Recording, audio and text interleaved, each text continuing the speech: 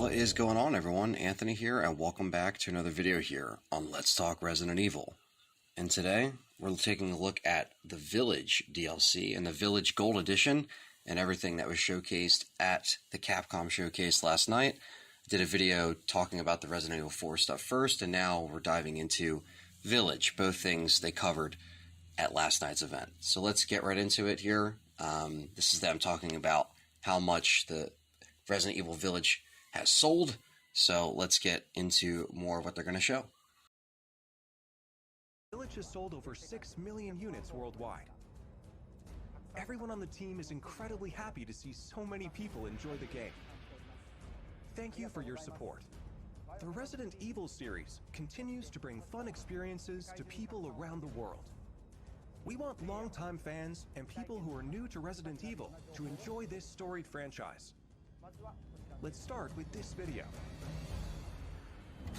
World premiere. 16 years after he left.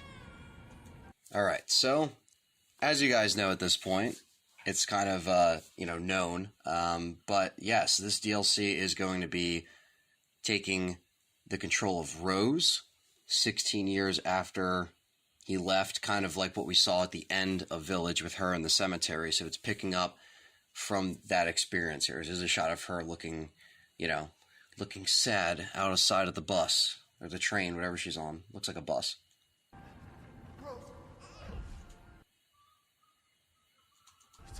And this is a shot of Ethan saving Rose.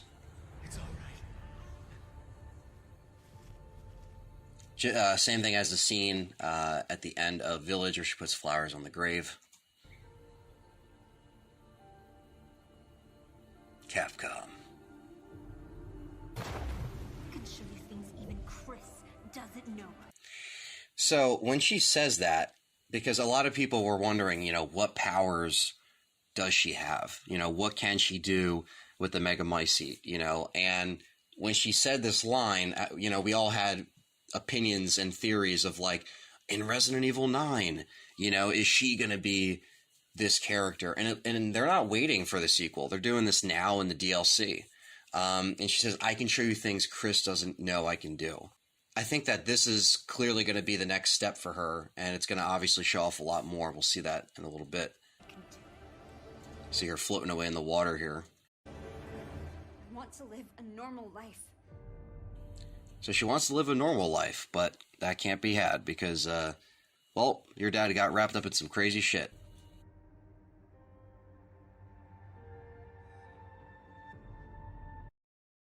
And right here, she's back at the castle, which is strange because everything got destroyed.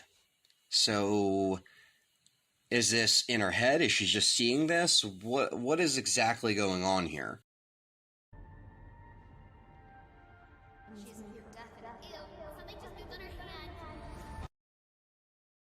Something just moved on her hand. Ooh, something just moved on her hand. That sounds like someone like ridiculing her or something. I don't know.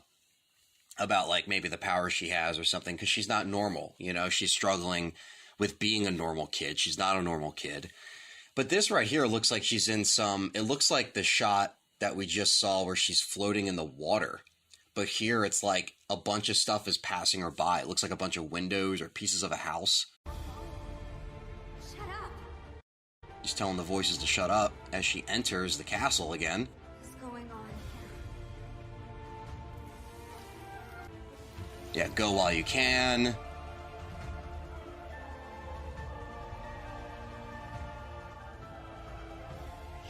Just like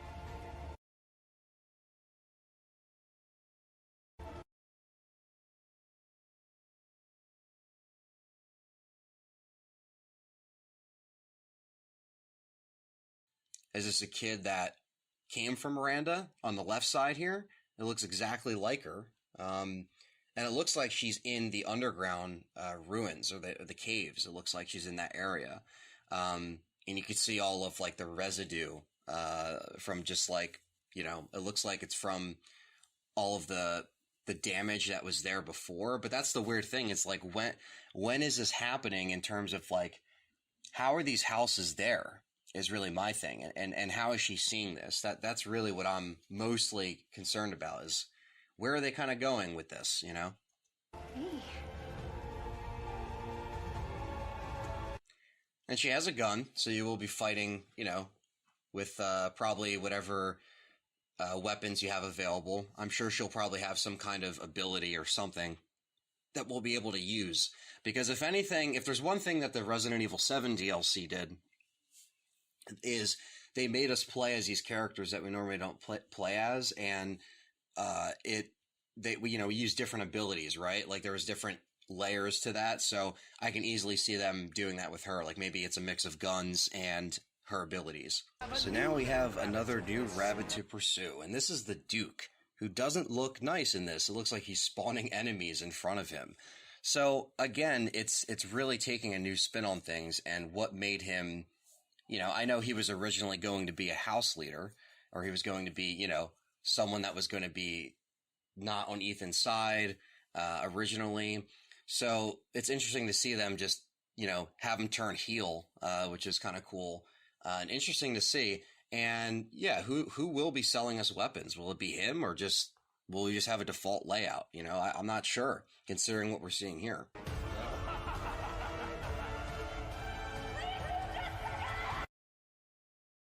So this is her floating through oblivion or wherever she is, and she's just saying, just stop. This is when she's hearing all the voices screaming in her head or talking in her head. Shadows of Rose. You see her in front of the castle.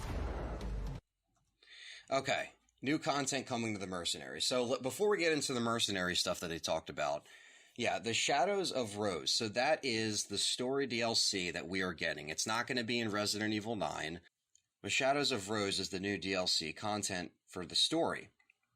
Now, Resident Evil 7 had multiple story DLCs, so could they add more? Sure, they could. You know, I don't want to jump the gun and say that this is it, but they have been working on this thing for a year, and this being the Gold Edition, you know, I'm really curious to see if this is going to be it for, you know, Rose's story along with Ethan's story. And then by the time we get to RE9, we're going to be onto something else, which is not a bad thing. You know, we're kind of moving away from the first person era in Resident Evil. And I'm not really mad about that. I didn't mind the first person, but I think they're seeing at this point that the over the shoulder third person perspective is really what, you know, a lot of people like. And obviously, we'll talk about that in a second because they make an announcement coming up here in a few minutes. So that's Shadows of Rose. And new content coming to the Mercenaries. So this I'm actually excited about because the one thing that I was saying the whole time is that it's called the Mercenaries and there's only one character, just Ethan. Why is it plural? It never really made sense. And this is to anyone that said, how could you make, you know, first person, how could you make it variant and different? Well, I guess they were like, you know what, we're going to make it super different. And this is what they did. It's tough. Chris Redfield. Marking the target. Carl Heisenberg. Alcina Dimitrescu. The Mercenaries additional orders. This was actually a really cool surprise. They're adding more to Mercenaries, but not just our heroes. Because there is only so many in the game, they were like, you know what, we're going to add Ethan, that's already in there, Chris, but we're going to add Heisenberg and Lady D. And I think that's very interesting. That's very unique because their powers are clearly different. I mean, if you go back here, so Chris, you know, he's punching. Chris has the punch. But look at Heisenberg. He's using his, you know, telekinesis powers. He has his hammer. Alcina's just slicing through people here. So this seems like it's going to add a lot more variety to the Mercenaries. And you know what? I'm actually really happy about this. Look, she grabs him by his neck, throws him down. I mean, Lady D's not fucking around here. So that's the Mercenaries, additional orders. And that's also coming out with the Rose DLC.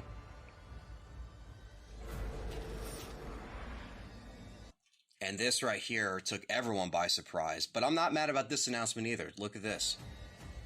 Resident Evil Village is in third person. Ethan returns in third person. I mean, look at this. This looks like it's on scale with all the other, remakes. And it does add a different perspective. The first person perspective is cool, but for me, I always enjoyed the over-the-shoulder third-person perspective, and I think a lot of people did as well. And that's really shown in the Remake 2 and Remake 3, and obviously, 4 Remake.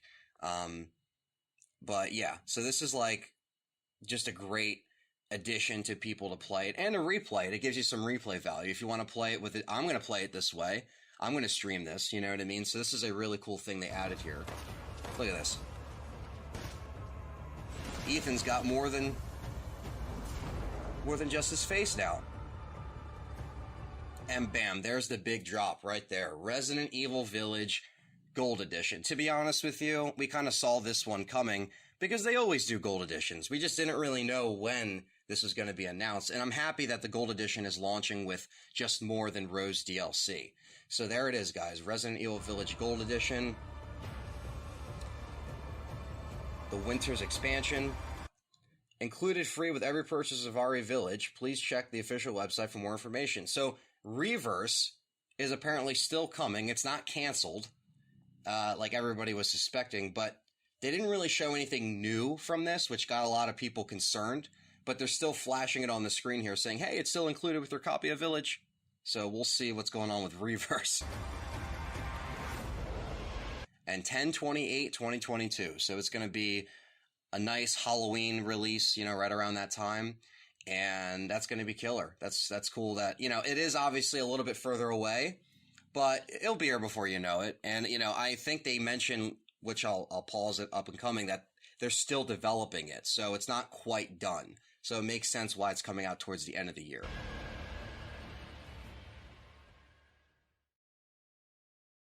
Sorry to keep you waiting. We're happy to reveal the DLC for Resident Evil Village we promised last June. We think this new experience will be worth the wait. This DLC includes 3 major features. It comes with everything. First, the third-person mode.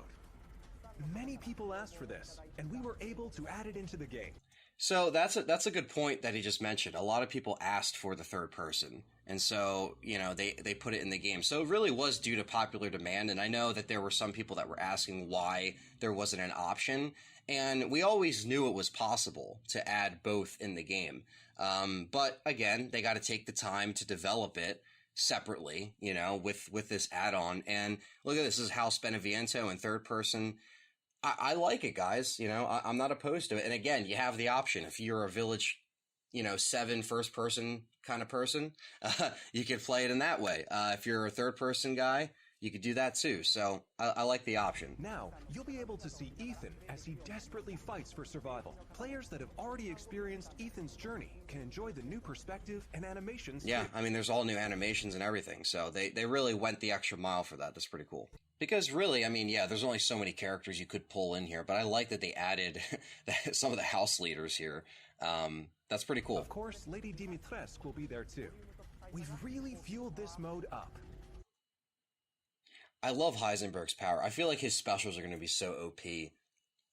But again, as you redo these stages, they are challenging. Mercenaries is pretty challenging. But to be honest with you, I think my biggest complaint was the variety, like the lack of characters. So this is definitely a great thing to see. Enjoy looking down on your foes from over 9 feet above as Lady Dimitrescu slashes her enemy. I was going to say, she's 9 feet above the enemies. So, I like how they're literally at her tit level. She's she's tall as hell, and she's just, destroying all of them. Yeah, I wonder how that's going to work with her, you know what I mean? But it's interesting because this isn't in third person.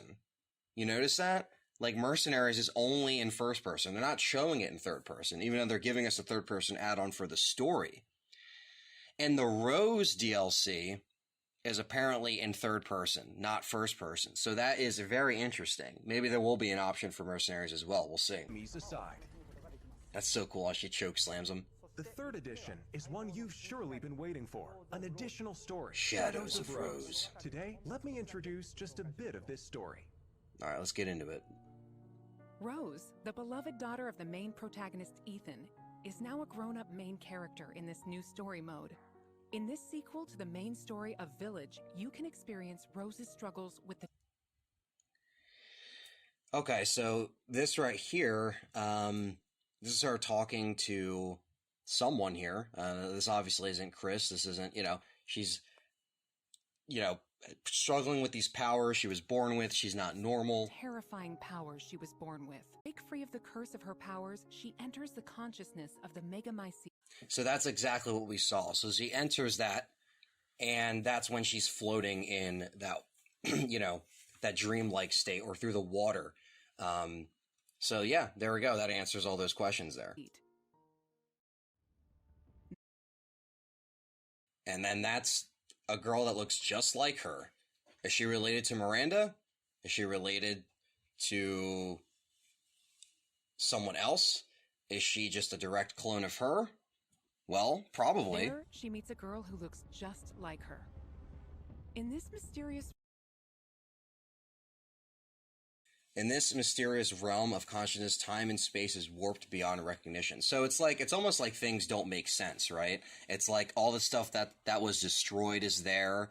All the stuff that was like, in her head that, she probably has those fears, right? Has those, like, that trauma. So I think entering the consciousness of the Megamycete would obviously fuck with her and also fuck with the surroundings. realm of consciousness, time and space is warped. Again, this looks like she's in some kind of office or laboratory or something. Beyond recognition.